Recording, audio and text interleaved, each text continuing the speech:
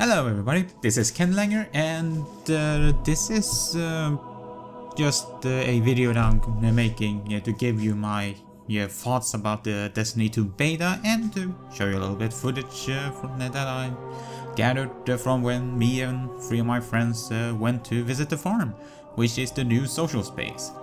I will tell you about my thoughts about the social space like near the end of this video.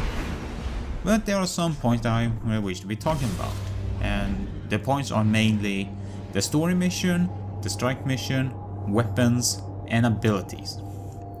Let's start with the story mission. Now, I really liked this story mission, this beginning story mission more than Destiny 1's. It showed some improvement to it. I really got hooked on the story this time around and they actually got invested in it. I mean, at the end I was literally talking loudly to the screen, "No, Gary, you asshole, how dare you!" I'm not gonna spoil it because some of you might not have played it and some of you might not want to get spoiled by it and blah blah blah. But yeah, there was some improvements. You actually got to see all 3 Vanguard people do something cool. Like you saw Cade in the beginning do something cool, then you saw then you fought a little bit with Zavala, where he did a cool thing with the bubble, and you just saw Ikora kicking ass when she realized that someone is gone. So yeah, I really liked the story mission. They showed improvement from Destiny 1 the missions, and I hope that the Destiny 2's mission will just show improvement from there on out when I play the full game. Okay, so now for the strike mission. I'm walking on. We have a soccer field now here on the farm. We're just gonna add that a little bit there. Anyway, yeah, the strike mission. It wasn't really all that different. What it was like a strike mission. I did like the section with the drills, so where you had to evade them while fighting off the enemy, and it was difficult to go through it and avoid all that at first, but after playing through the mission once or twice, you really learn how to avoid those, which path you just take in order to avoid those. So I don't really have much anything other to say than that it's a strike mission, and it was a fun strike mission, but it was a strike mission nonetheless. Weapons. I will be talking more specifically with the new types of weapon that we got to play with here, which is the submachine gun and the grenade launcher. Now, the submachine gun is it's just a auto rifle that is more compact and works at a bit of a shorter range than the auto rifle. Well, and it works wonders when it comes to close combat. If you are gonna be in the close combat and you don't really have a shotgun nearby, or you don't want to equip shotgun, then I would say that submachine gun would be your best choice of weapons, because auto rifles would also work at close range, but they would be more like close to mid-range maybe, or maybe not close to mid-range, but you guys know what I mean. Hopefully. Also interrupting myself here again. We found one of the lights that you can turn off and on in this place. Funny. Anyway, as for the grenade launcher, maybe it was just the grenade launcher that we got to use there. I mean, it is great and all that, but I do certainly hope that the other grenade launcher will have sort of more impact to it, because it's sure the grenade launcher were, as I said before, a great weapon, such thing, but I really hope that I get to see other grenade launchers at the launch that will just wow me more, so to say. Also, we found the bonfire of this place and we were like, yeah, cool, so let's sit around and talk about the boys and girls. Anyway, class abilities. So we did have some class changes and such thing, which is the Dawnblade for the Warlocks, Blade Dancers for the Hunters, and the Sentinel for the Titans. Now, I really like the change that they did with the Warlock's solar abilities, which is moving from Sunsinger to Dawnblade, because, well, Sunsinger wasn't really,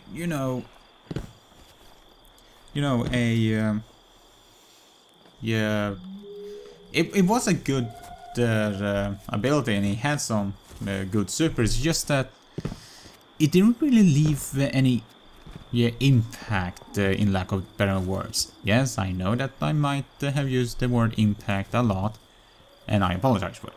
But I don't really know how to explain it other than, well, you just activate it and you self-res, or you just be able to take less damage, or you just give the greater cooldowns to your allies, and you just throw grenades whenever it's activated.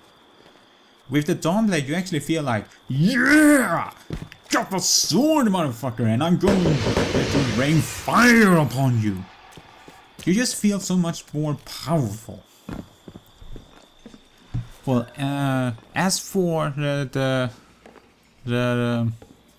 pole dancer, as we call it, I don't remember what the actual name was called. I would probably write the name on the screen and then call myself an idiot for not remembering it.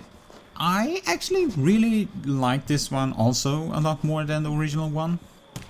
Well, because don't get me wrong, it was cool to just activate your super and have a knife and just run around and slice and stab people. But the compare-wise, the pole dancing, Archrider, that might have been the name. Like I said, I don't really remember right now. But I'm just gonna call it pole dancing. So pole dancing, okay. Oh yeah, compared. I'm terribly sorry for any lack of any derailing that I do my thoughts. I usually do that a lot. Apologize. So compared to the Blade Dancer, the pole dancer actually feels.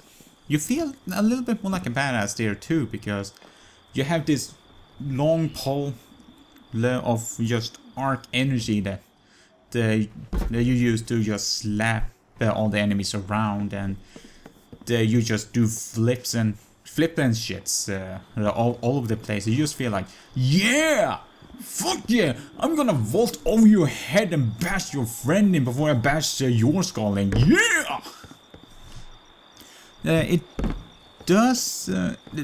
The build that we got to play, like we only got to play like one section of the upgrade thing, and that one just might have focused mostly on the dodge class ability that was available. So I can't really say much about that because I didn't really use it a whole lot. But yeah, I really enjoyed it. And as for the Sentinel for the Titans, well, I kind of feel the same way there too. Although the bubble was useful with the Weapons of Light and Blessings Light and all that, having a actual roaming defending super you can use, like you can actually pop the super and shield and just defend yourself and such thing, feels really like you're the powerful, that you actually had changed as a guardian. Yeah, and it feels really good to bash around the enemies with it and throw the shield around. And as for how it controls when you're using the Sentinel super, imagine it's like you're using the Relic Shield in the Vault of Glass raid. And for those of you that haven't played the raid, you can actually use the relic shield in one of the strikes. I don't remember which one, but it is a strike that has changed from the original, which the boss has a shield that you need to shoot down with the relic. Yeah, I think it's mostly so that you get so that you can prepare yourself and get taught what you need to do at the Vault of Glass Ray. And then finally we come to the farm social space, so which I plainly ignored the fact that I'm playing soccer here with my friends and a random person, and we're like, yeah, soccer, yeah. Also called the real football. Well, yeah, fight me. Yeah, but yeah, this was just so much fun, just to go in here, smack the ball around and trying to score on each other. But yeah, this social space just seems so impressive, I would say. Like, I really enjoyed the walking around here, exploring, and it just seems a bit more alive than the tower was, saying, like, give a better description. And then, like, yeah, there is no NPCs and such thing here, and I already feel like, yeah, this is a social space. This is a place where people can just come and socialize and be goofy with each other. There it's so. And you see the Traveler's Shard in the background over there, which I gonna assume we're gonna travel to in a story mission in order to get our light back. Okay, which gonna be interesting. And that's mostly it. I can't really seem to think of anything else to talk about here. So I'm just gonna be here, maybe cutting in and out here, showing you some fun things that me and my friends did around here. Like one of my friends here finding out how to get on the roof and walk on the cables and such thing. And well, I'm just gonna do it too. But yeah, like I said, I'm gonna be cutting a little bit here to show you some of the fun stuff that we did here and show some exploration. So this has been Ken Langer, and I sincerely hope that you've been enjoying this the little Kenny's thoughts, I'm gonna call this video. Don't know if I'm gonna be making more videos like this, who knows. So maybe it's something that people will enjoy. Yeah, and if you think you would enjoy it, then maybe leave a comment and leave maybe a suggestion to what you want to hear my thoughts on, maybe. Anyway, I'm gonna leave you with the two silent, to no commentary, Candy, his friends are goofing around footage now. See you next time.